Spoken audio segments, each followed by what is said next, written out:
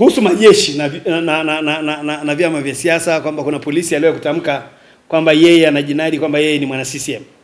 Mimi nadhani mwanajeshi huyo sijui ni nani, lakini siamini kama yeye ni mwana CCM hata kidogo. Kwa sababu katiba hii ibara ya 147 inakataa kabisa. Tena ibara ya 3 inakataa kabisa kwamba ni marufuku.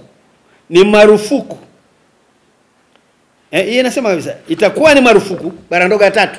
Itakuwa ni marufuku kwa mwanajeshi yoyote kujiunga na chama chochote cha siasa isipokuwa tu atakuwa na haki ya kupiga kura iliyotajwa katika ibara ya 5 ya katiba hii.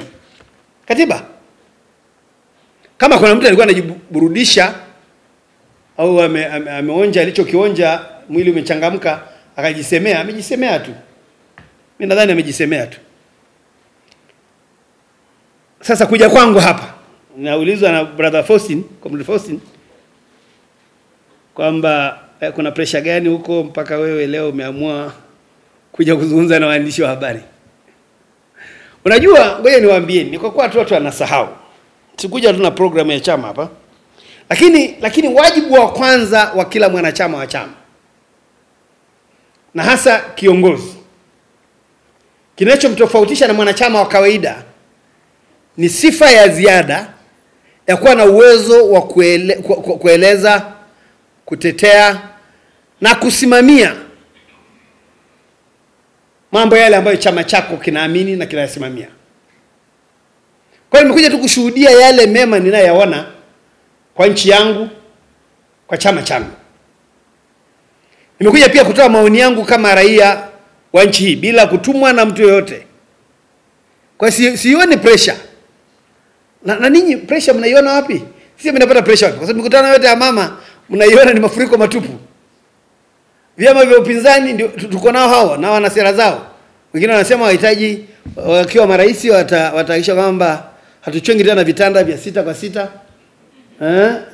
Na wengine wanasema watatulisha ubwabwa mwingi sana. Sasa hivi kwa mazingira hayo wenyewe mnaona tuna pressure. Sisi tunakwenda kunadi sera.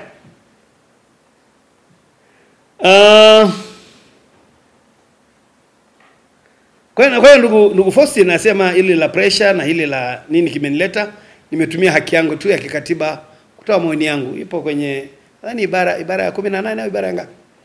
Haki yangu na uhuru wangu wa kutoa maoni. Nimekutana na ninyi kama Watanzania wenzangu nitoe maoni yangu kwenye mchakato huu wa uchaguzi. Nani yuko nyuma ya wanaomchafua rais? Unajua, kwanza lazima wote tukubali kwamba Dr. Samia Suluhu Hassan alipochukua uongozi wa nchi, wako watu walidhani Samia hawezi kazi hii. Huu ni mzigo mkubwa sana. Kwamba kiatu hiki ni kikubwa. Wapo.